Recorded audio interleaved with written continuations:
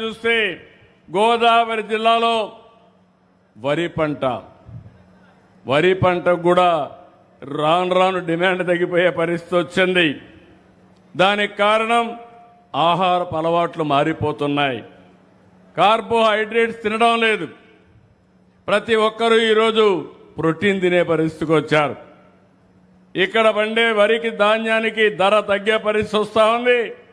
మనం పండించిన చేపలకు ధర పెరిగే పరిస్థితి వచ్చింది. కానీ ఈ మధ్య కాలంలో యుద్ధ ప్రభావం వల్ల కొంతవరకు ఇబ్బందులు కూడా వచ్చాయి.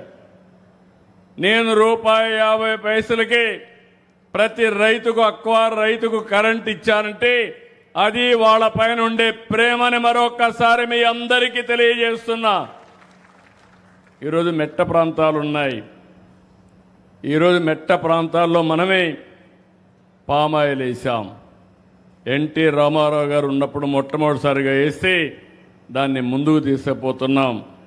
ఒకప్పుడు డెల్టా ఎక్కువ ఆదాయం వస్తే ఇప్పుడు మెట్ట ప్రాంతం ఎక్కువ ఆదాయం వచ్చే పరిస్థితికి వచ్చింది. మధ్యలో మళ్ళీ ఇంటర్ కల్టివేషన్ కోకో వేసాం. ఈరోజు నేను గర్వపడుతున్నా. ప్రపంచానికి కోకో ఉత్పత్తి చేసే రాష్ట్రంగా ఆంధ్రప్రదేశ్ రాష్ట్రం తయారవుతా ఉంది.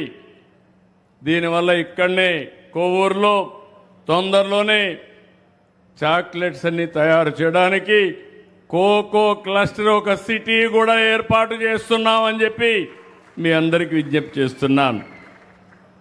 ఇలాంటివన్నీ ఉంటే ఇప్పుడు ఈ యొక్క గోదావరి పుష్కరాలకి ఇక్కడే మా మంత్రి నారాయణ గారు కూడా ఉన్నారు. దగ్గర 1,200 కోట్లు ఒక మున్సిపాలిటీలో ఖర్చు పెడతారు. రోడ్లు వేస్తాం. మళ్ళీ ఈ ప్రాంతాన్ని ఒక మంచి నగరంగా తీర్చిదిద్దడమే కాకుండా ఈ ప్రాంతంలో టూరిజాన్ని అభివృద్ధి చేయడానికి ఎన్ని అవకాశాలు ఉన్నాయో అన్ని అవకాశాలు ఉపయోగించి ప్రమోట్ చేస్తామని చెప్పి కూడా నేను మీకు తెలియజేస్తున్నా. అయితే నేను ఒక్క విషయం మీరు గుర్తుపెట్టుకోవాలి. మంచి చేస్తే నేను కూడా స్వాగతిస్తాం. ఒకవేళ మేమేమైనా పొరపాటు చేసి విమర్శిస్తే సరిదిద్దుకోవడానికి సిద్ధంగా ఉన్నాం. కానీ ఈరోజు రాష్ట్రంలో జరిగేది మీరు చూస్తే ఎక్కడా సమస్యలు లేవు. వీళ్ళకి ఏమీ చెప్పలేరు, విమర్శించలేరు.